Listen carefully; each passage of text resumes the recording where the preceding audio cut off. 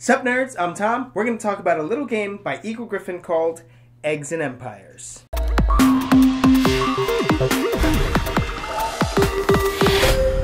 This game is one of those simultaneous selection games. Like if you've played Not Alone or The Boldest or Can't Be Creatures, you'll be familiar with this idea where everybody picks a card all at the same time and they flip it face up. This one is probably the closest to Can't Be Creatures than the other ones that I explained.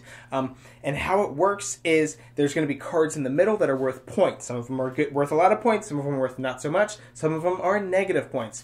And the cards in your hand are numbered like 1 through 10, and you want to, whenever you play a card and you flip it up, that's turn order. So 10 goes first, 9 goes second, 8 goes third, and so on. And so you want to be first, but maybe not too first type of thing. First of all, you're not have access to all the cards in your hand at one time anyways. You only, you shuffle up your deck of 10 cards and you just draw 3. So you only have a couple of options. But when we all place our cards face down and flip them up, some cards actually have different effects that trigger and like cancel other cards out. So let me read a couple of examples for you. So the Courier is a 4. So that's pretty low. I mean, you could probably still collect an egg card. And actually the way it works is there's a lot fewer egg cards than there are people. The egg cards are the cards worth points, and there's generally fewer of those than there are people. So there's usually, every round, there's always going to be at least like one player who doesn't get to collect an egg card. But a number 4, that's pretty low. You might be one of the lowest ones, but hey, if everybody else puts only like 3s, 2s, and 5s or whatever, maybe you'll get a card. But it does say, if Courier did collect an egg card, you may give that egg card to any other player. So if you're at the back of the line and you have to choose, you know, the negative points, you can hand that off to somebody else.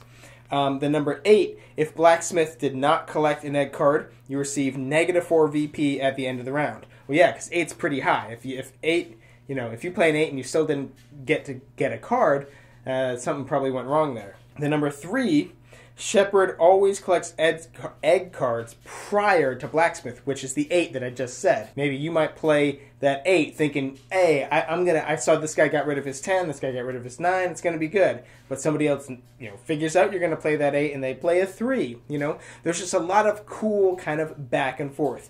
The 10 and the 1 both have no ability, and they're pretty lame. The coolest card is, of course, the 2, which is the Scout. After egg cards have been collected, Scout looks at the top card of the egg deck, then places it face down in the play area. Now, this is a very interesting thing because it gets played for the next round. There will be more egg cards for people to collect. So this is a really cool way. If multiple people play a lot of 2s all at the same time, there could be a bunch of egg cards. There might even be more egg cards than players.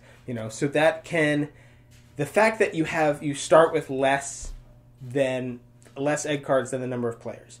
At first, and for some rounds, that's a little bit disappointing almost. It's a little bit anticlimactic where, you're going to go a couple of rounds where there'll be people who just don't get anything, and that doesn't feel so great. But the 2s kind of counteract that, where now there's an additional card and only one player knows what that card is. They have information. Everything else is face up, but that card is face down. So, oh, I'm going first? Hey, Aaron, should I take that face-down card? Okay, would you take that face-down card if you were going first? So that does lead to some really cool and interesting dynamics in the game. There's also like a sort of a mini expansion that you can get that has brood eggs and triumvirate. Okay, it has other types of eggs. One of them, they're like a set collection of eggs. Instead of just points, they get more points the more of them you have. And one of them is like, it's -3 points if you only have 1, but it's +3 points if you have 2. So they're a little bit more interesting than just a jumble of numbers that go from negative to positive. In case you can't tell, I really do like this game. I almost would say I love this game. I really like the simultaneous selection.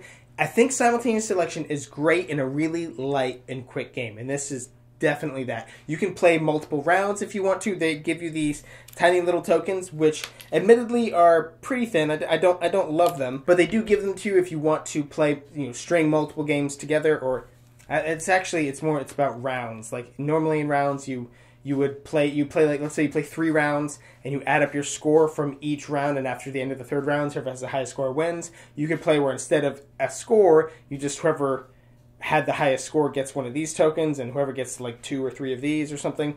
That's just an extra way that you can play, but I like that there's a lot of freedom that you can make the game last as long or as short as you want it to. Now, I did say this one is really similar to Campy Creatures. I don't know which one came first. In fact, I think maybe this one did, but I'm not 100% certain. Which one do I think is better? It's really hard to say because they are really similar. I love both of them. I own both of them. The only leg up that I think Campy Creatures would probably have is you have your hand of cards the whole time. So it's not you're not randomly drawing 3. So there's a little bit less luck. There is always the amount of cards per player. So you never have the thing where a player doesn't get a card, but then you also don't have the thing where, you know, someone plays a 2 and now they have information you don't. So that's kind of fun. But probably the single biggest leg up that Campy Creatures has over Eggs and Empires is just the artwork. People get into that theme a lot more. Ooh, campy B-list horror movies. Oh, the Blob and King Kong and ooh, you know. But like I said, I have both of them. I think they're both great. Really, it's almost a toss-up. It's really just like what theme do you like better? And this one might be slightly more advanced because of the 2 rule with the card that's number 2 where you can add more. You know, that makes it a little bit, you know, people have to remember what card that is, and they have to try and bluff someone, tell them to take it when you really don't want them to, type of thing. But anyways, guys, that's Eggs and Empires. I really like it. I highly recommend you should pick it up for your gaming group, especially if you have new players. This is really easy to understand. I'm going to put a purchase link in the description box down below. Go ahead and grab yourself a copy. And hey, while you're down there, don't forget to subscribe to our channel so you'll never be bored.